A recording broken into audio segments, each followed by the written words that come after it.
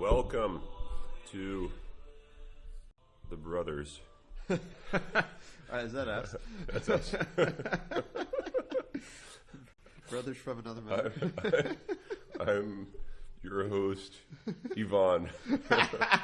Oh man, I know. Is that who you want to be? No. Well, I guess I don't want to say much, but that's.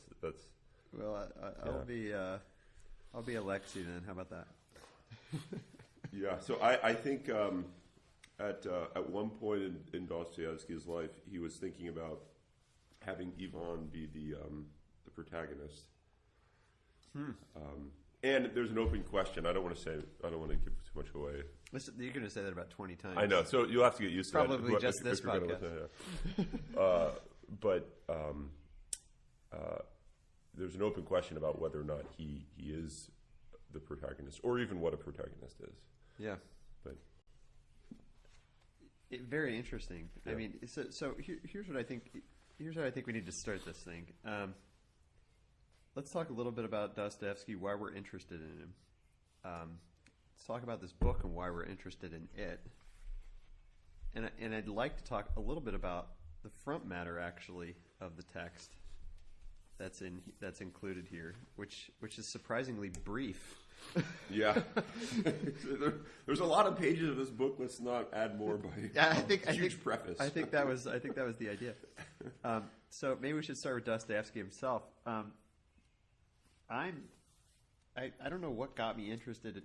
I've always been in love with Russian literature, which tells me that I need to take Dr. Nick's class someday on Russian literature, because I've heard it's amazing. Helen Cook specifically said it was transformative for her.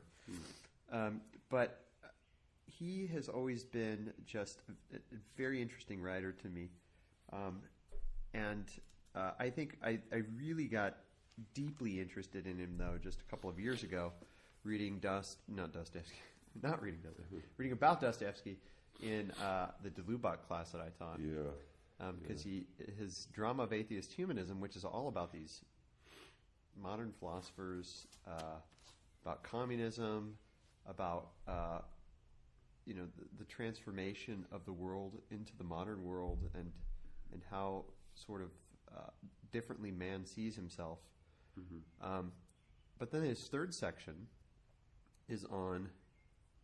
It's entitled Dostoyevsky the Prophet, which I was ever since I saw that I've been very intrigued in reading Dostoyevsky, because Delubak in some sense sees him as the answer to the modern problem, and yet at the same time, in the midst of that section of Delubak's drama of atheist humanism is all about Dostoyevsky in comparison and contrast with Nietzsche, right?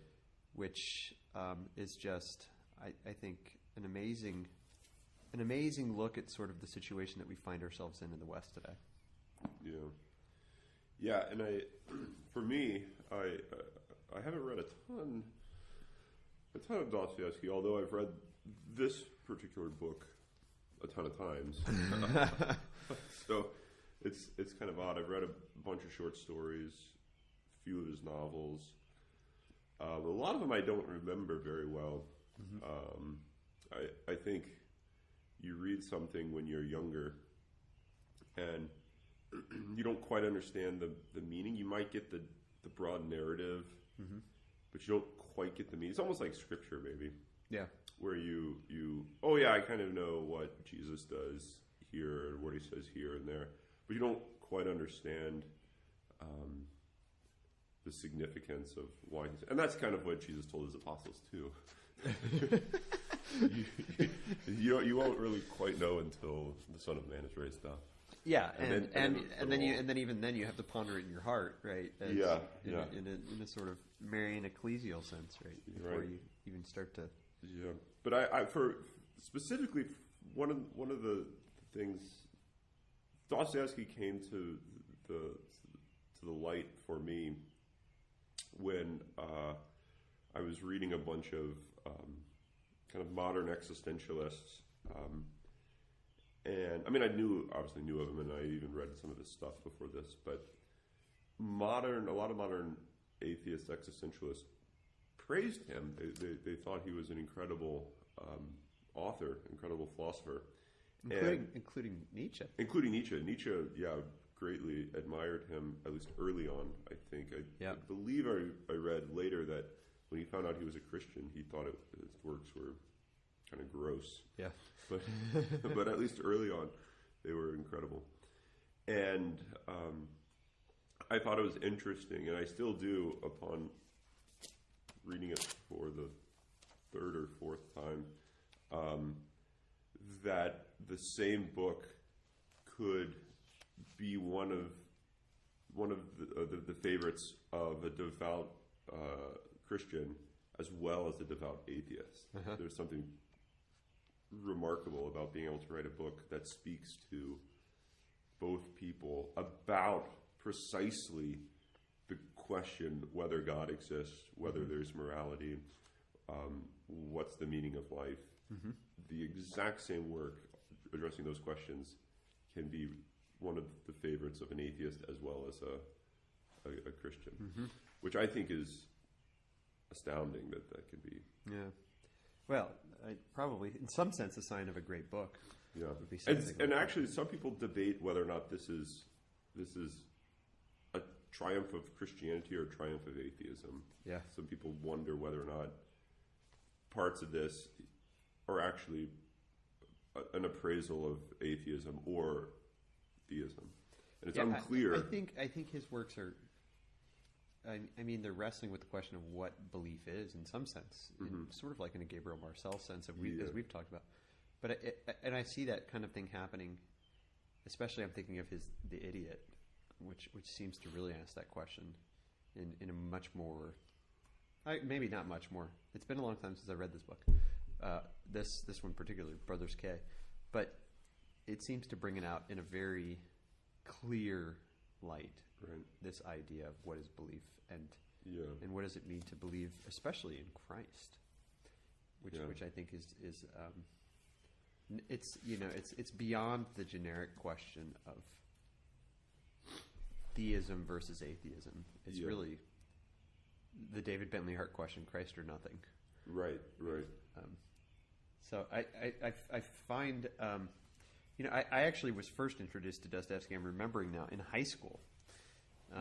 Back when probably half the people listening to this, maybe more than half, were their parents were just deciding to start a life together. They were like having dates at Sonic. Exactly. But I read Crime and Punishment in actually one of my favorite teachers class of all time, Andy Hagedorn, English professor in high school. We read Crime and Punishment, and ever since that year, I've always said that was my favorite book of all time. And having just reread it last year, it is unbelievable. Maybe we should do one on. Yeah, so I have most of the Dostoyevsky novels, at least the famous ones, the famous 5 or whatever it is. And that one was sitting in my basement. And last night, no joke, I went downstairs and I took it off the shelf on the basement and brought it up to the bookshelf upstairs so I can look at it and consider what book to read after this one. So, well, I think that should be seriously considered. Yeah, and if you're looking for like a Nietzsche, Dostoyevsky parallel, there's a lot of themes in the brothers Karamazov with Nietzsche, but I think in there it's pretty rich too. Yeah. No, I think so. I think. I mean, you know Nietzsche better than I do, but I think that there would be a lot of parallels, and I think that Nietzsche praised him for being sort of like having a psychology of the human person, and I think that book brings that out very, very clearly. I mean, I heard at that, the book is, it's about murder, which seems like a lot of his books are. But people actually thought that maybe he was a murderer after he wrote that book because he wrote it so well about a murder. But here's I was mentioning this to Dr. Sienkiewicz. Oh, I'm Dr. Jager. But you can't see us, so you might not be able to know. You probably know our voices, but apparently, Fyodor Dostoyevsky's father was not the kindest of people, and he was murdered. And there was speculation. Apparently, there wasn't. It wasn't highly respected to go around talking too publicly about certain types of murders, at least according to this documentary I was listening to. Mm-hmm. And so there wasn't a whole lot of sort of press on this, but his father was murdered, and the I think it was ultimately an unsolved case, but most people speculated that it was his servants, the father's, Fyodor's father's servants, and it was probably out of something like revenge of some sort. Wow. Financial or something along those lines. So I think it was definitely a personal event in his own life. Absolutely. Which I'm sure. And there was something about, I believe, the connection of that with his epileptic fits, as is described. In Garnett's preface, 2-page preface. Right. So I believe there was a connection. I'm surprised she doesn't mention that his father was killed. I didn't know that. But so I think Garnett's preface is helpful. You know, I almost didn't want to read any. Sometimes you don't want to read prefaces and intros because you don't want to be colored in what you're about to read by, someone else. But I read the first sentence. A few words about Dostoevsky himself may help the English reader to understand his work, and I thought that's probably true. Yeah.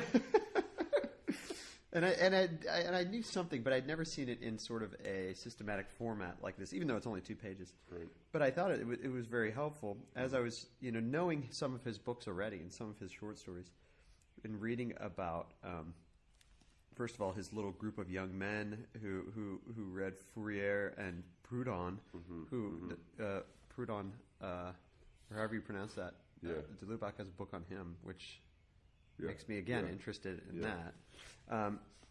And then how he was condemned to death, and this, and again, you see themes from his demons in here. But how he was even taken out to the square to be shot, and then the sentence was commuted. So I on this documentary they filled in a little more details because I'd heard that, and I was wondering how was it last minute? Word came that he was reprieved. So this is on Roman numeral 5 of the introduction. So word came that he was reprieved and was to be banished to Siberia. So this makes it seem as if the intention all along was that he was to be shot.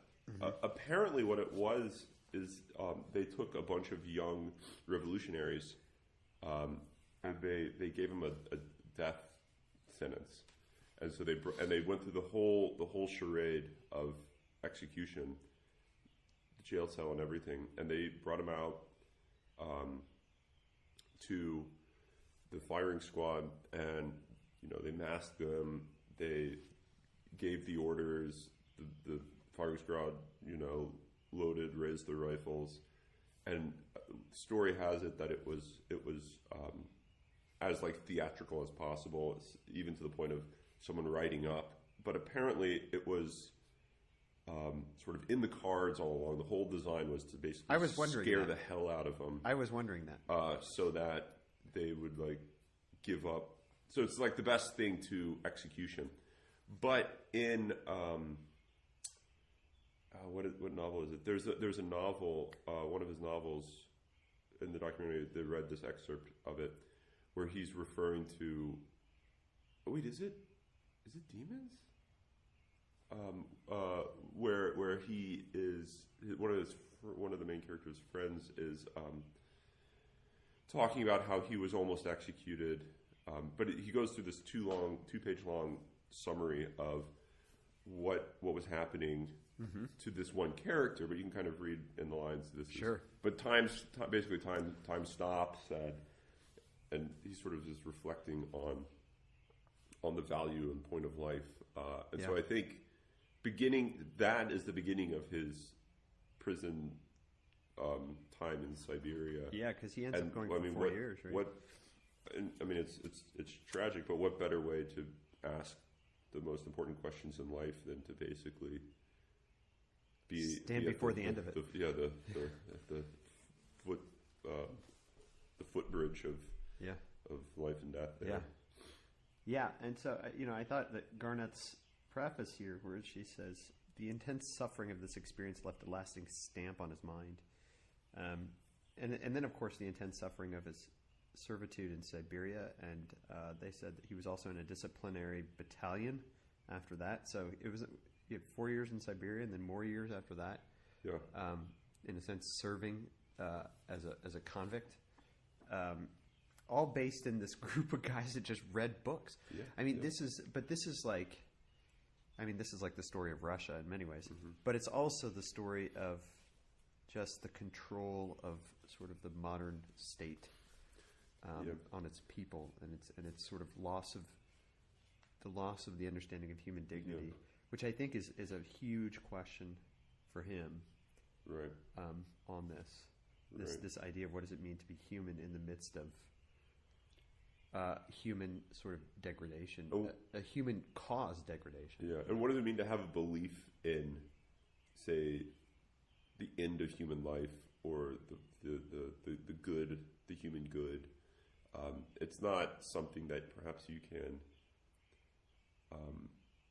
say, I'm going to relegate that to my own, private quarters, and then when I go in public, I'm going to renounce that, right? At least publicly. And so I think what you get coming out in a lot of this is the distinction between the private life and the public life maybe isn't as sharp as a lot of people want to make out. And this is actually an interesting theme in a lot of the philosophy and theology that we've been talking about lately. Almost asking the question if there is such a distinction, right? Yeah, and I think it's an important one. So that's kind of. Then he ends up being an epileptic, right? Which comes up really again. There's the idiot here, right? That's really prevalent there. He starts these journals, and he's censored by the government again. And I love how she says he was forced to write at heartbreaking speed for the sake of just like living. So it's amazing that he is this influential for someone who had to sit down and never correct his work, as Garnett puts it, but just give it to the publishers so that he can have money. And of course, he was a gambler too, so he had gambling debts, which he had to pay off. And it's amazing that he came. I wonder what would have happened if somebody just took him under their wing and said, "I'll pay for you. Just write well." What would he have written then? Or maybe it wouldn't have been as good. Who knows? Yeah, this is in Alexander Solzhenitsyn's Gulag, where he says, "Bless you, prison, for it was from you that I was like nursed in basically hardship, so that that beauty became like apparent." And so there's something about tragedy that perhaps enriches the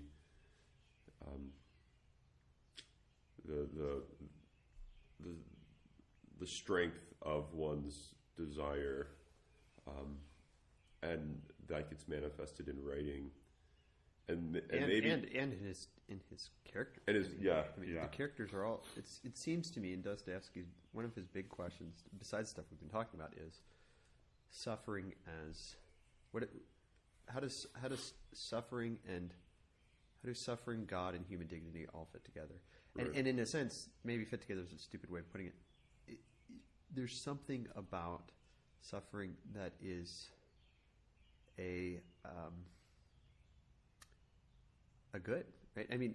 It's in some sense necessary that man can become what he's to become. Right.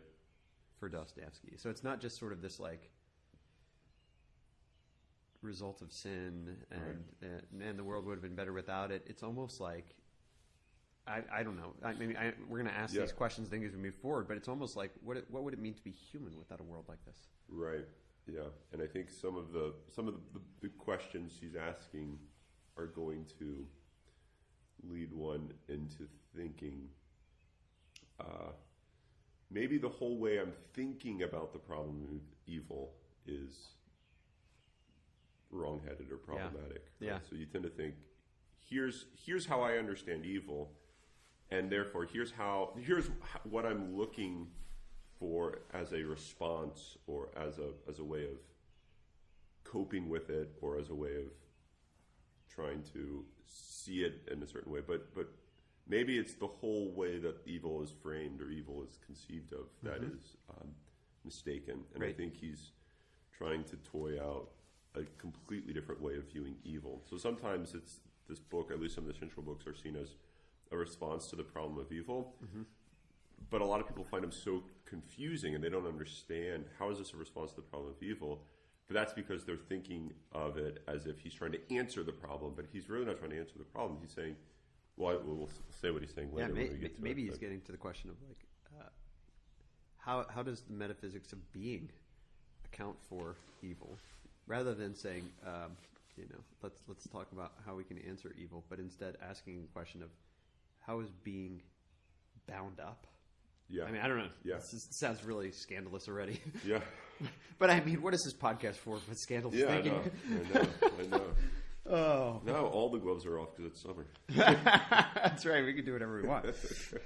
Okay. But so he dedicates the book to, I think is that his second wife? I think so. Okay. Anna Grigorievna Dostoyevsky, which I think is interesting, given the fact that the father, as we already see, marries twice, and that the second wife is the mother of his hero. He calls him his hero in the text itself and in the preface. Then I knew you would love this, John 12:24. I know. Right there at the beginning. Verily, verily, I say unto you, except a corn of wheat fall into the ground and die, it abideth alone. But if it die, it bring forth much fruit. I mean, that's I think that's at the heart of what we were just talking about, suffering and. Yeah, I mean, I think it's important to read these opening quotations. I mean, that's the thesis, I think, of the book. And this quote, this John 12:24 comes up again in the book. Okay. So pay attention. We have a canine visitor here. Okay. So what? Before we get exact, I mean, I'd like to look at this from the author too here. If this especially, he's looking for companionship, but he's too loud. So, he himself has his own 2-page explanation, right, of his book in a sense, introduction, we should say. Yeah. Where he starts in the beginning of the life story of my hero, Alexei. So he brings out Alexei. He calls him his hero. And he basically says, you might wonder what's so remarkable about him, and I'm not sure I can tell you. Yeah. He said, in fact, at the end of this book, you might ask, why did I read this book? Yeah. But I think his, and this is a theme we've talked about before in Dostoyevsky. So this is page Roman numeral 15. The fact is, if you please, that he is a protagonist, but a protagonist vague and undefined, right in the middle of that page. And in truth, in times such as ours, which is like one of the most interesting things to us, I think, it would be strange to require clarity of people. One thing I dare say is fairly certain. This man is odd and even eccentric. And he basically says, like, maybe this eccentricity is weird and sort of this part of him that we're trying to get past and look through. But then the next paragraph, he says, now if you don't agree with this last thesis and answer, it isn't so, or it isn't always so, that eccentricity is a separate element of a person. Then I, if you please, might become encouraged about the significance of my hero, Alexei Fyodorovich. I got to get my Russian names down here. For not only is an eccentric, quote, not always in a particularity in a separate element, but on the contrary, it happens sometimes that such a person, I dare say, carries within himself the very heart of the universal. Mm-hmm. And the rest of the men of his epoch have for some reason been temporarily torn from it as if by a gust of wind. I almost feel like we've said this exact thing about Dostoyevsky before, without having read this before, saying the madman is the one who's not the madman, but the madman is the one who actually sees reality for what it is, and the rest of the world has gone mad. Right. And I think that that quote, he carries within himself the very heart of the universal, is the definition of beauty. Yeah. Right? And when I read that, I was like, this paragraph right here, holy moly, this already has like the heart of the thesis of the Dostoevskian project, I think. Yeah, and it's by the eccentric man's eccentricities that the universal will make an appearance. Yep. To those that have gone astray. Uh-huh. Right. So I think it's in some ways it's not through anything cute and neat that the lost will be found. Uh-huh. It's through the absurd, the buffoonery, and in a sense the buffoonery. Yeah. The Idiot is entitled "The Idiot." Exactly. And it's all about that in many ways. It's all about, and of course, it's in "The Idiot," that the famous line, "Beauty will save the world," comes up, and it's spoken by the idiot. Yeah, right. So I think that that there's going to be something, and you know better than I have. I mean, I read this book, but it was I'm guessing we're pushing 15 years ago now. Back when I was very young, and hadn't read as much as I have at this point. So I'm very excited to read it again. But I don't remember a lot of it. But I have a good feeling that Alexei, the hero, is going to be, in some sense, he says it here, the eccentric, the buffoon, the idiot. And it's by his idiocy that he reveals what it means to be human. Yeah.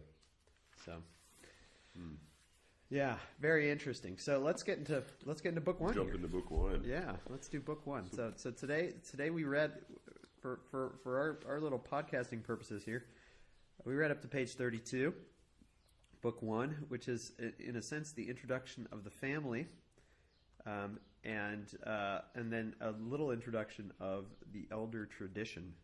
Yeah. Which I think is going to be really important here. But it starts with Dad, the father of the three brothers, who's named after the author. Yeah, who the author names himself, names the character his own name. So it seems to be some sort of a commentary on his own recognition of his sinfulness. I think because the dad is. Yeah. I mean, not a good guy, right? To say the least. But so here's, in reading about the father, and why does he start with the father? Because he wants you to know the kids, and he wants you to get a context for why the kids are like they are, the brothers. Yeah. But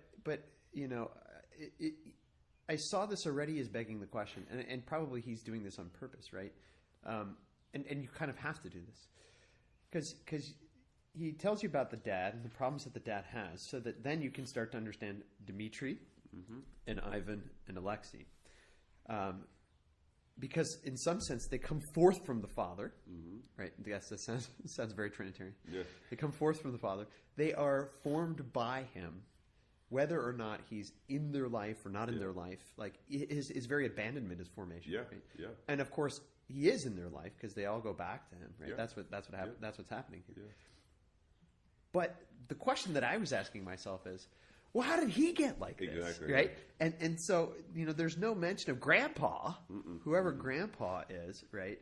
Well, his name is Pavel, probably, because his father's name is Fyodor Pavlovich Karamazov, right? So who's Pavel? And how did Fyodor get like this? It has to be, in some sense, Pavel's own sinfulness was a formative element, maybe element is the wrong way of putting it, constitutive of the degradation of Fyodor. But we don't have anything about Pavel, at least here. So I don't know if it comes up later, but so maybe this is a way to understand original sin. Right? Explain. I mean, just that it's it's like passed down, yeah, right. And you kind of think, well, what do you mean passed down? Like through like the mere like, is there like a special like hidden original sin gene? Yeah.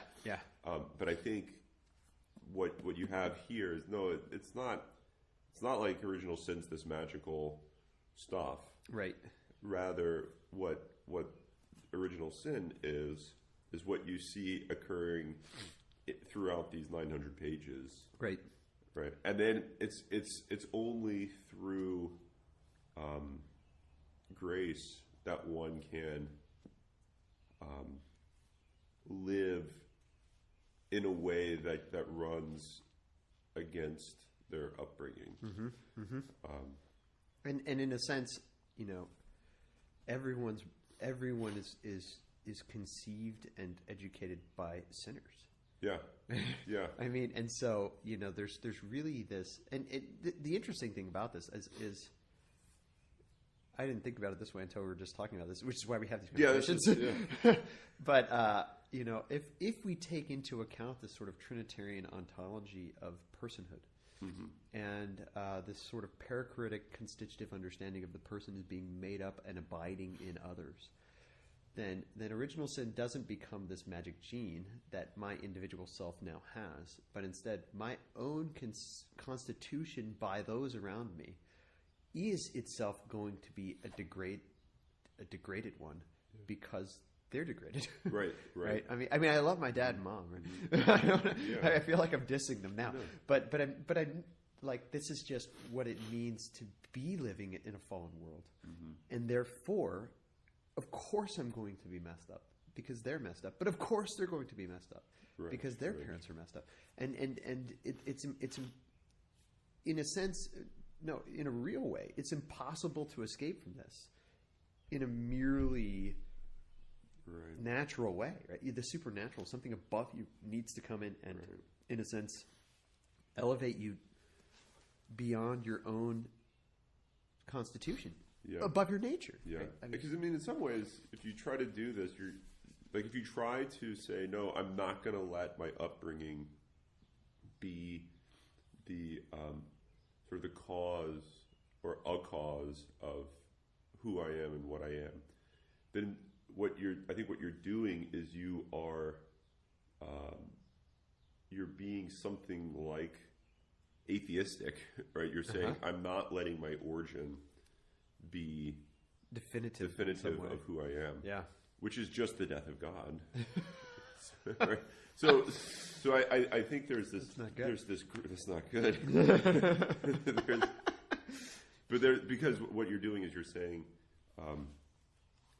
that which gave me being is not which is going to give me identity, which is going to give me being, and so you try to reject it, and this is exactly what's at stake with the modern atheism in Nietzsche, but it's definitely way before, not way before Nietzsche, because they kind of overlap. Well, yeah, I mean, it starts in Genesis. But I mean, it does go way back, I guess. You're right, yeah. So, but modern atheism. But I think that this is what you just said about not rejecting your origins is. I mean, I'm going to jump right in here. Yeah. We should get into the text here. His Alexei's own sort of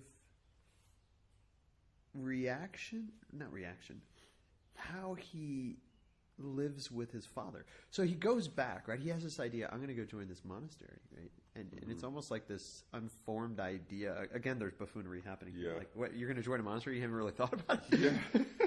Like, in a sense, though, I think that's saying something about what freedom really is. Yeah. But this idea of Alexei goes and lives with his father and how his father looks at him. Yeah. And how his father sees him. He says, this is page 18. Well, first of all, I mean, the explanation of Alexei is already something very interesting about. I mean, well, let me get my point out before we go there, because I'm already seeing all this other stuff I want to talk about. He says he would never. I love this. There was something about him, this near the top, which made one feel at once, and it was so all his life afterwards, that he did not care to be a judge of others, that he would never take it upon himself to criticize, and would never condemn anyone for anything. He seemed indeed to accept everything without the least condemnation, though often grieving bitterly. And this was so much so that no one could surprise or frighten him even in his earliest youth. And it talks about how the kids used to make fun of him in school, and then he would just start talking to them after they like totally said something terrible to him, because he just didn't take it as an insult in the first place. Yeah. But his father, when his father, would do the bad things that he would do, Alexei, it's not on that page now. I'm trying to find where it is. Yeah. Alexei would just kind of withdraw when his father started, like, who knows what he was doing. Right? Yeah. I mean, he did everything. Yeah. I mean, the word orgy is thrown around a number of times already here, but he would withdraw, and he wouldn't like say, "Dad, you're a complete loser." He would withdraw. And by his very withdrawal, it would be a condemnation. But he wouldn't mean for it to be like, "I'm condemning you by doing this." He would just not want to be present in the midst of this. But his father loved him, and there's this weird explanation of his father, who at first thought that he was like a weirdo, which he is, right? But then loves him very much. It is on page 18. He does not say much. This is the same paragraph I was reading. He used to say, "and thinks the more." But soon, within a fortnight indeed, he took to embracing him and kissing him terribly often, with drunken tears, with sottish sentimentality. Yet he evidently felt a real and deep affection for him, such as he had never been capable of feeling for anyone before. I mean, already, the very presence of him is in some sense transformative of his father. Though not, right? Because his father doesn't stop being the loser that he is. Right. But there's like this glimpse of his true dignity in the midst of his drunken orgies, which happens just by Alexei being there and being the way that he is. Not by Alexei giving him speeches about what it means to live. Is it in here? Or maybe it's a little bit later, but Fyodor says, You're the only one who hasn't judged me. All he feels when he's with Alyosha is love and compassion. And I'm not sure if that was in. I feel like I read that. I think that might be in this section. But they kind of, in introducing the characters, they kind of jump around a little bit, so it might actually be in. It might, yeah. But I found that his just his person is kind of amazing. I mean, I know I'm already jumping past the other people to the protagonist and the hero, but his way of being. He says on page 17, he was an early lover of humanity. He was simply an early lover of humanity, right? And that his like movement into monasticism was not like this, I'm going to go serve Jesus in this radical way. Although, of course, monasticism just is that already. Right. But it had something to do with just his like love of the human person. So that moved him there. Top of page 20. I think part of what's going on here, at least for me, is he knows a different value. There's a different value of things that he has, and the passage at the top of 20, I think, brings this out. Let's see where to begin. Alyosha was one of those youths, almost of the type of religious enthusiasts, who, if they were suddenly to come into possession of a large fortune, would not hesitate to give it away for the asking, either for good works or perhaps to a clever rogue. In general, he seemed scarcely to know the value of money, not, of course, in a literal sense. When he was given pocket money, which he never asked for, he he was either terribly careless of it so that it was gone in a moment, or he kept it for weeks together, not knowing what to do with it. Right? So I think one way to think about what money is it's like, you know, incarnate power in a certain way of thinking of it. And he either didn't want it, didn't know what to do with it. It sort of didn't have a value for him, and it occupied little on his. It occupied a little role in his desires.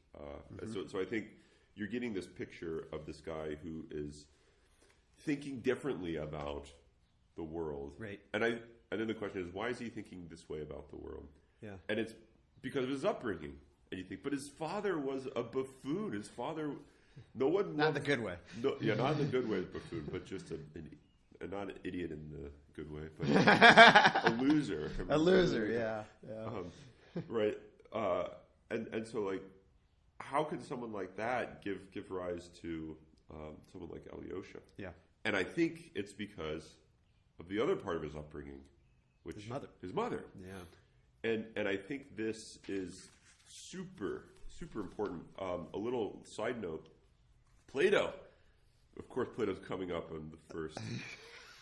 The first. Well, we knew that was going to happen. But in the symposia, there's a discussion about love. I mean, the whole thing is a discussion about love.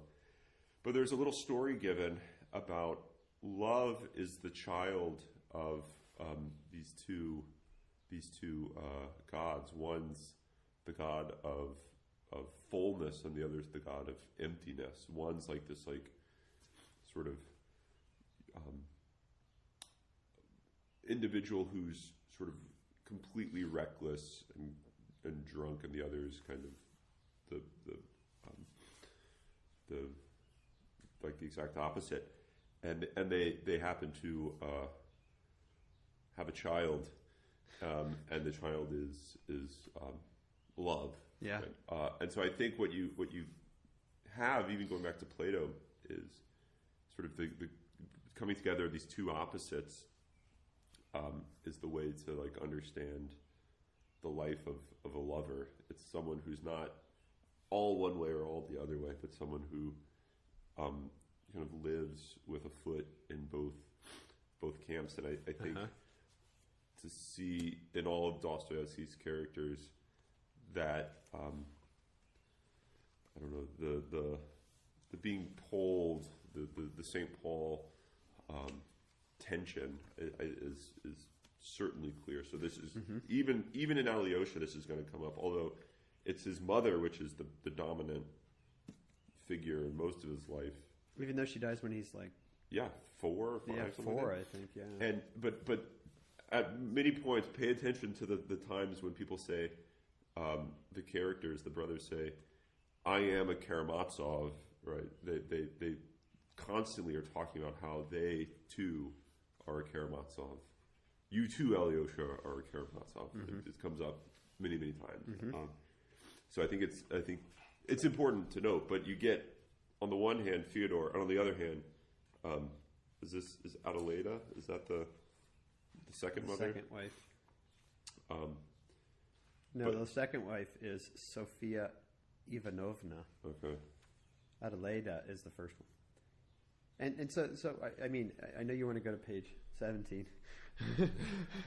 you go wherever. But before we do that, I think we should say something about her and who she is, right? So she's brought up in chapter 3 and page 11. Should we? Because we'll get there if we track Fyodor.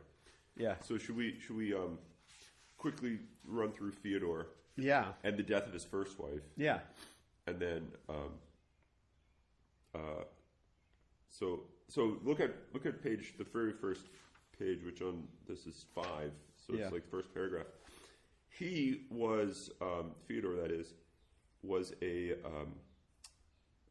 was one of those senseless persons who are very well capable of looking after their worldly affairs and apparently after nothing else.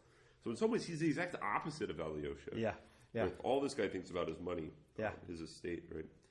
And I think it's important to keep that contrast in mind. But you get this depiction. He's just a kind of a moron. Marries Adelaida Ivanovna for her beauty. It says on page 6, with her beauty. And she was rich. And she was rich. That helped too. But of course, he's such a loser that the parents would never agree to him marrying. Right. This happens twice in Yeah. both marriages. Yeah. So what does he do? And a rich family says no, and then also a poor family says no. Of course, he's not going to impress the rich family, but the poor family, even deny him. The orphan girl, right? Yeah, you can get rid of the orphan girl. Whose foster parents were trying to, or I guess adopted. I forget exactly how they were related, but almost like tried to like kill her, or like she tried to kill herself, or So because of this, it's not like they had like a really great relationship. But they were like, I can't. There's no way in hell you're going with Fyodor to that guy, right? To that loser. So he elopes with both of them, right?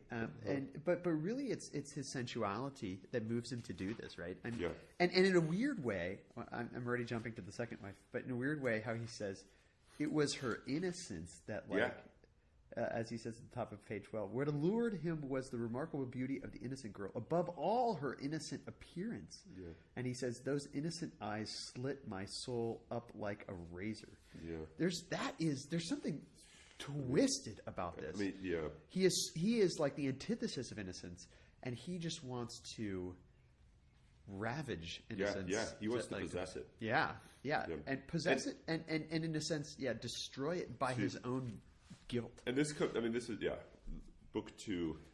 We're getting there. No, not this podcast. I'm not gonna say. I'm not gonna say that, but keep that thought in mind.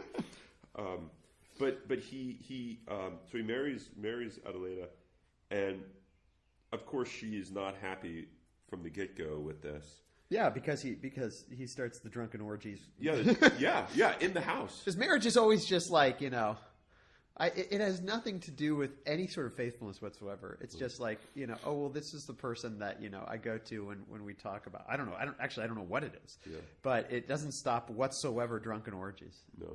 Yeah. And I mean, it's important to keep in mind this is not the 1960s. This is going back to like 1860. 1860s, probably, yeah. I mean, it came out, I think, in like the 1880s, but he was, I'm sure, working on, and this was culture at the time, right? So but the first wife, runs away with a divinity student. Yeah, it's very important to keep in mind that ditches her son. So family life, complete disarray. The church. I mean, you're already on the third page. You see the church and those that are like basically studying church matters. Yeah, complete jokes. Yeah, important to see the just the downfall of anything like social institutions making or preserving the goodness of the true, the good, and the beautiful. Right. And you kind of think we need to hold on to these institutions. That's what's going to like save Christianity is preserving the state-sanctioned marriage between and what's going to preserve the genuineness of Christianity is, and you go through a list of these, and I think what Dostoyevsky is saying is these are they're meaningless without people that are actually being this. Even and this is we're going to have Brother Angelus and Brother Levin. Mm-hmm. Joining us, they're going to be reading. Got a lot to do this morning. Your alarm keeps going. But they're going to be joining us, reading along. Yeah. And as monks, I think it's going to be really interesting to have their input, because one of the questions is the same. What goes for all that goes also, or can go for the monastery. Right. And there's this distinction, or this question: what is it that makes a monastery a monastery? Yeah. I mean, Benedict's own life is sort of dealing with this question. Yeah, and what makes a marriage a marriage, mm-hmm. and what makes the church the church. And it has, it's being put into question on the first page here. Yeah. But it ends with the wife dying. Right. Horribly lonely, it seems, right? Yeah. And the way that it ends, can I just read this and then we can... Yeah. Bottom of, this is on this edition, bottom of 7, 8. All the page numbers are going to be to the one that I sent out earlier, the Constance Garnett hardcover from the Modern Library. So he's drunk when he finds out, and he goes into the street and he shouts, raising his hands to heaven in a great theatrical manner. Lord, now lettest thy servant depart in peace. But others say he wept without restraint like a little child, so much so that people were sorry for him, in spite of the repulsion he inspired. It is quite possible that both versions were true, that he rejoiced at his release and at the same time wept for her who released him. As a general rule, people, even the wicked, are much more naive and simple-hearted than we suppose, and we ourselves are too. I think very important to reflect on, are we any better than Fyodor? Yeah. And when people that are evil, are they as evil as we think they are? Yeah. And are we as good as we think and as are? we as good as, right? Yeah. Right. So I think that's a big theme for Dostoyevsky is always asking the question of, you look at this person, you think, what a loser. But... And this is what I mentioned earlier about the protagonist and antagonist. Is Ivan the protagonist? Is he the antagonist? I think it's being toyed with here. Yeah. And why he says, Alyosha, at the end, you might not think he's like the hero. Yeah. He's like, but read the book. But read the book. It's only 900 pages. Yeah. I think it was also interesting that he says that he rejoiced at his release and wept for her who released him. What release? Like, what? Yeah. Does he actually think that he's bound to this woman in any way whatsoever? I know. I know. There's, It's. I mean, there's still something that seems to be present in him despite his wickedness. Right? Yeah. So. And he was going to go to where was she? Moscow? I forget where she went. Or Petersburg? St. Petersburg, yeah. She was going to go there. Or he was going to go there. He doesn't know what, but he presumably to bring her back. Yeah. Right? I mean, he didn't do it because he had to get drunk first. He had to have his last big, hurrah. His last big hurrah before he started hurrahs. But he was planning on going. That's important to keep in mind. Yeah, that is interesting. As big of a loser he was going to go right during his hangover. And then she dies, right? And you think if you going back to this idea that he was going to go and bring her back or something, there isn't anything redemptive about her death because what happened with his son Mitya, who's Dmitri. Yeah. So when you see Mitya and Dmitri, same dude. Yeah. It's kind of like Dmitri. Dmitri, and he's like shortened to Mitya. Yeah. It's the diminutive, right? And so he says, so he's got this kid that got abandoned by her when she went off with the divinity student. Mm-hmm. And what is the word that he uses for what happens with all of his kids actually is he forgot him. Yeah. On page 8, he forgot him. Right. Yeah. What happened, moreover, to that child's relations on his mother's side forgot him too. Yeah. At first, and so everybody's forgetting these kids and just being like, "I've got my life to live." Like. Yeah. And he says, like, in the back of his mind, he still remembers that he has a son, but it's not enough to change him and to make him think, like, maybe I should care about what happens to this kid.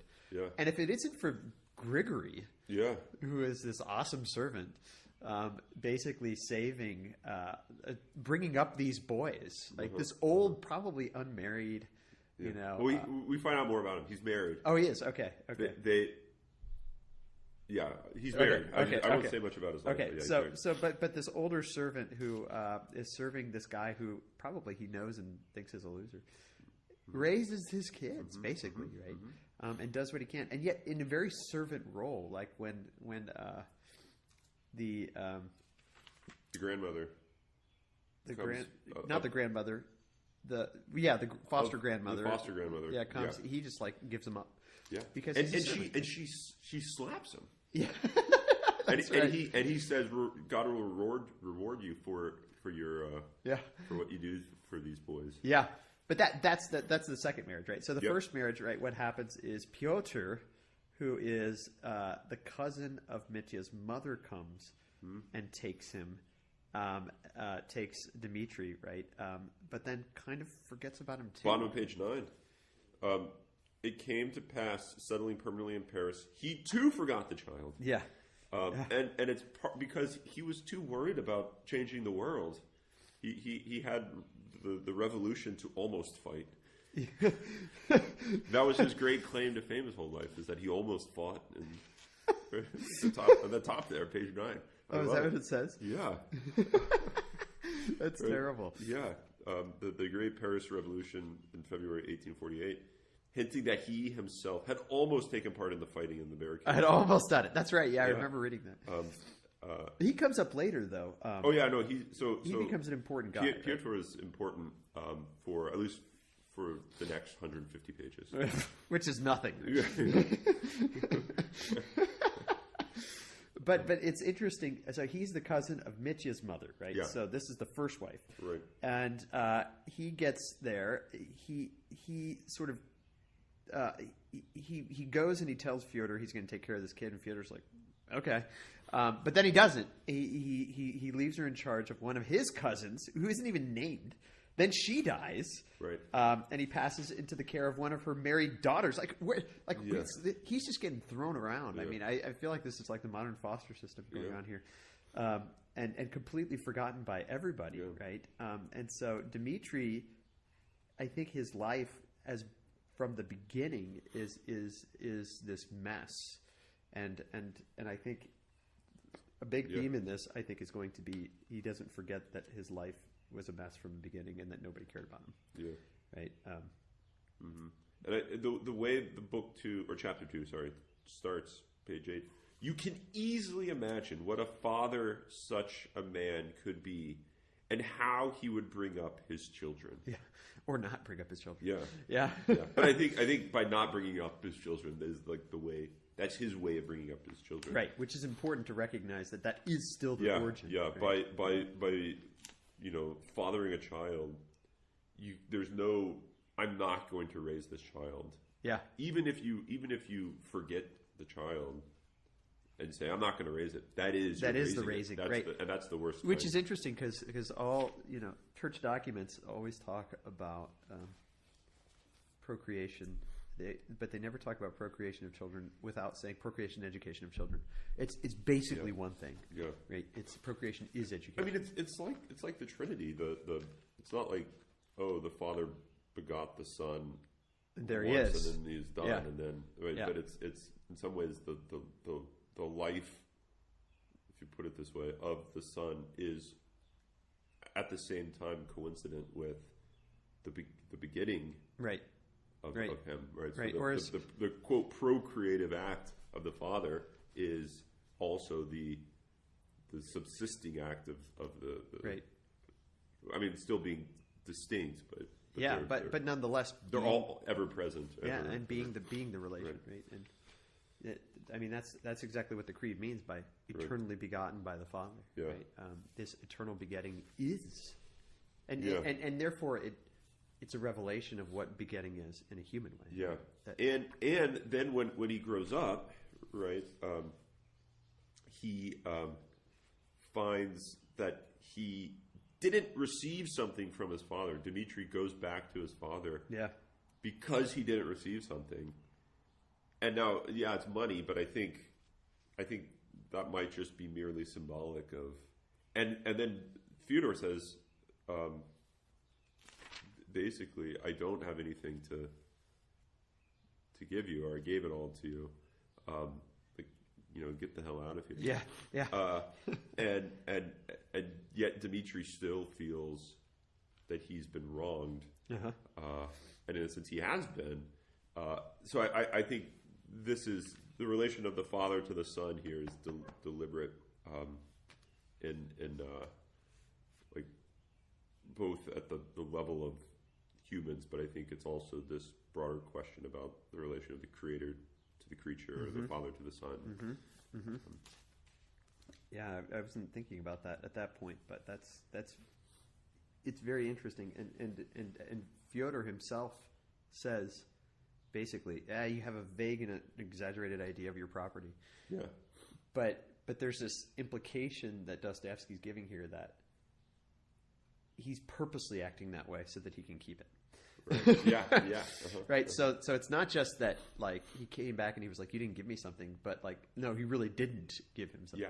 Yeah. Right. Yeah. but that he's sort of obfuscating the whole thing so that he can keep it. Right. And that moves us into the second marriage, right, with the 16-year-old orphan girl who is tormented by her foster mother. And real yeah. Top of 11. I won't comment on this, but I'll just mention it. This is the first part, my first introductory story, or rather the external side of it. I think people can read this and get the external plot and not find it that interesting, but there's this internal plot that he's explicitly making reference to that is I think where the real action is occurring. And it's important to try to see the story within the story here. Yeah, and of course it's also here that he first introduces in that same sentence right before, and indeed this circumstance led to the catastrophe. Yeah. Right. So here's the first implication that something dreadful is about to take place. Yeah. Right. So I think, and it's not the second marriage, we know that's dreadful. We know in the first sentence of the book, we know that Fyodor dies.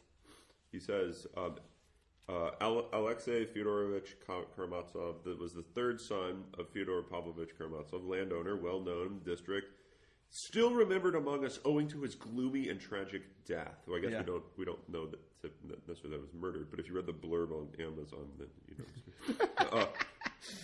It was a gloomy and tragic death, which happened 13 years ago, and which I shall describe in its proper place. Yeah.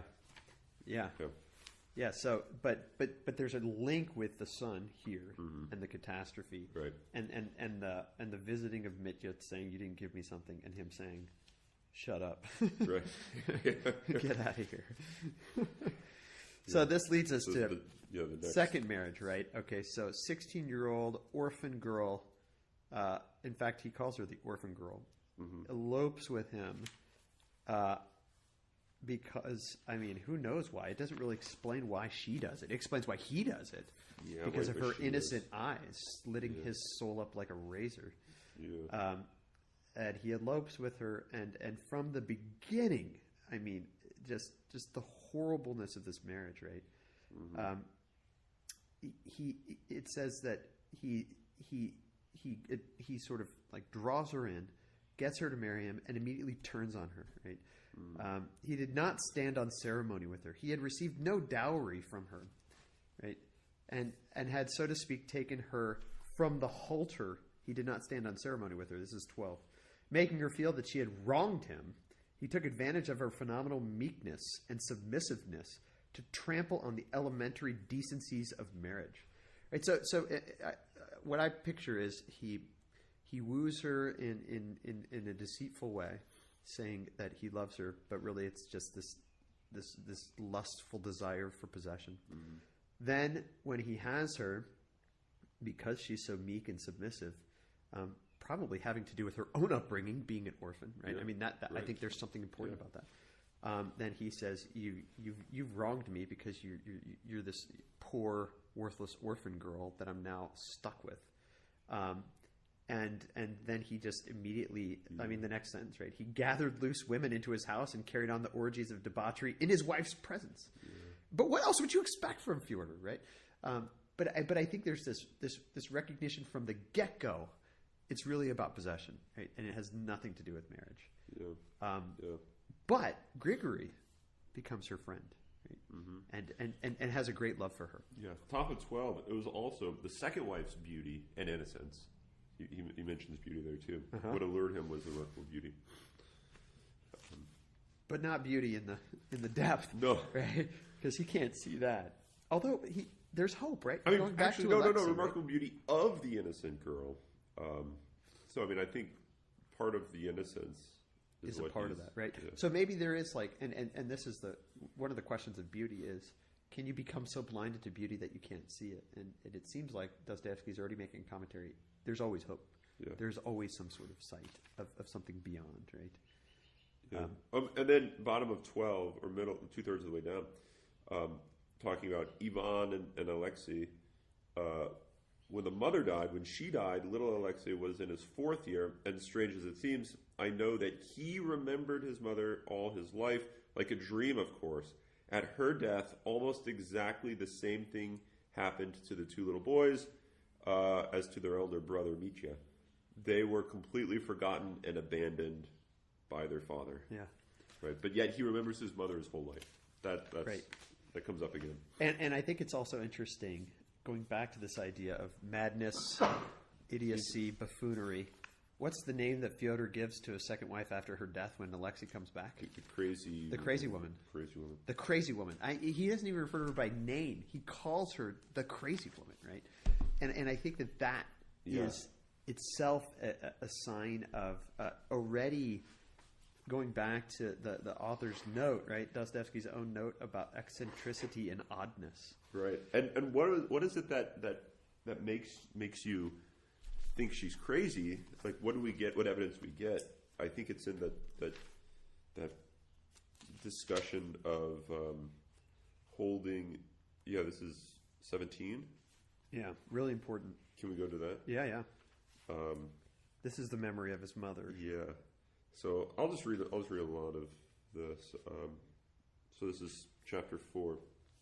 He was simply, towards the top there, he was simply an early lover of humanity, and that he adopted the monastic life was simply because at that time it struck him, so to say, as the ideal escape for his soul struggling from the darkness of worldly wickedness to the light of love. That seems like a really important line. Yeah. The only reason he went was because of that, right? Because of love. Yeah. To escape the darkness and move into love. And the reason this life struck, I like this, the reason this life struck him in this way was that he found in it at that time, as he thought, an extraordinary being. So the reason is this person. Mm-hmm. He celebrated our elder Zosima, to whom he became attached with all the warm first love of his ardent heart. He goes on to say, I have already mentioned, by the way, that though he lost his mother in his 4th year, he remembered her all his life, her face, her caress. So right after describing his movement into the monastery and being able to see the elder Zosima as this extraordinary being, the very next sentence mentions, I already told you that he remembered his mother's whole life. Yeah. So I think there's connection being made to why did he see in Zosima this extraordinary being, and why did he want to leave the darkness and move to the light? Oh, didn't I tell you that he knew his mother, remembered his mother his whole life? Yeah, there's a sentence there that you skip, which I think is really interesting. I do not dispute that he was very strange. Okay, first of all, we got the madness again, right? The strangeness, the oddness, even at that time, and had been so indeed from his cradle. So the strangeness of his attraction to Zosima has something to do with the strangeness of his mother's love for him, right? And in a sense, maybe what he's saying here is that love itself is strange. Yeah. Right. It's like, was it him that said this? No, this was Jaber Crow. That in this world, love, in some sense, can't be accounted for. Can't be like. Yeah. Like there's a strangeness to it here. Right. Yeah. And I like think, a primitive inexplicability. Yeah. And I don't know if that's just true for this world, right? But I think that this is interesting. This link with Zosima and his mother is linked by oddness. Yeah. Right. Yeah, and so it goes on. He remembered her face, her caresses, as though she stood before me. He used to say, in quotes, such memories may persist, as everyone knows, from an even earlier age, even from 2 years old. but scarcely standing out through the whole lifetime like spots of light out of darkness, like a corner torn out of a huge picture, which has all faded and disappeared except that fragment. That is how it was with him. That's like a description of beauty, but yeah, and the incarnation. Same thing. Yeah. So I think Alyosha was given an incredible gift from his mother, namely this memory that he holds on to his whole life, which is the reason, he says, the reason why he saw the monastery as his means of salvation. And I think you recognize there was a legit, genuine presence in the life of his mother to him, and it's a presence that lingers. It continues on, so that the mother is still present to him, as if she were standing, living before me. Right? She's still fully present to him. So I think what you have is this idea of the incarnation persisting through love. Yeah. Right. It's like an abiding with the perichoresis, the being in each other, right? So she is in him. Yeah. That's what it means to be standing before him, living. And it even says living, right? Stood living before me. There's this was reminding me of Piggy's understanding of the hearts and how you have to pass down in the warm heart, the incarnation. But I think that there's this idea of there is a true living within each other that takes place here. Yeah. Right? And it goes back to this, what we were talking about at the beginning, this constitution by our own upbringing, constitution by those around and us. It doesn't take any sort of academic theory or like, oh, the little kid, just stupid, they're not going to understand this. Yeah.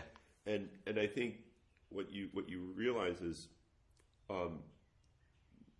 think about most of the decisions in your life and try to explain it, and you realize you can't really explain it. And so there's a lot should be like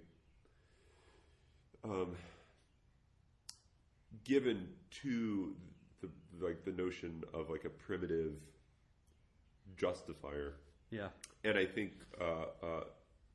what's going on is you don't really need to, quote, understand it for it to play a role in your understanding of things. To play the central role. Yeah, the central role. Yeah. So you don't really need to have this removed understanding of love in order for you to love, see the world through love. Right? Yeah, and I think that this idea of him being the early lover of humanity, escaping from the darkness of worldly wickedness into the light of love, it's all motivated by, as he puts it at the bottom here, Alyosha remembered his mother's face at that moment. He used to say that it was frenzied but beautiful. Yeah, and that face.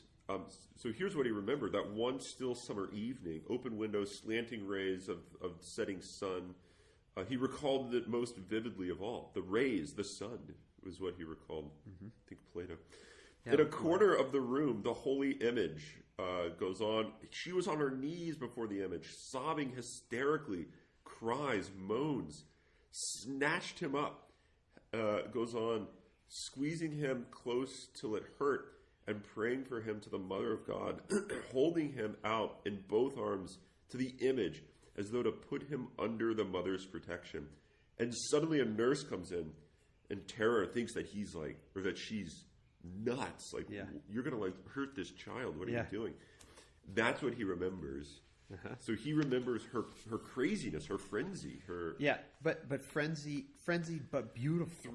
Yeah. Right? Yeah. And so that combination of madness and beauty that corresponds with, in some real sense, what love is, but also, and here in a very specific sense, what love of God is. Right? That there's this, in a sense, the culmination of the frenzy and the beauty comes to this turning toward him. Yeah. What's going on? We better end this thing. What's going on? I mean, there's so much we could talk about here, and we can bring some of this stuff up later on. But we don't want to lose people in the first one by having too long of a podcast. I know. So should we say something? Here's an option. We can end it, and then we can start something else just on the elders. Yeah, let's do that because we have to talk about the elders and the realism. Okay, of miracles. let's pick it up. So we'll end here, and we'll talk about elders and book 2 at our next podcast. Yeah, or at least the first 4 chapters of book 2. Okay, sounds good. End it with some Russian chant here. Some Russian. Some more. This is what Sophia Ivanovna was thinking as she was holding Alexei up to the Mother of God. This is entitled "O Gladsome Light."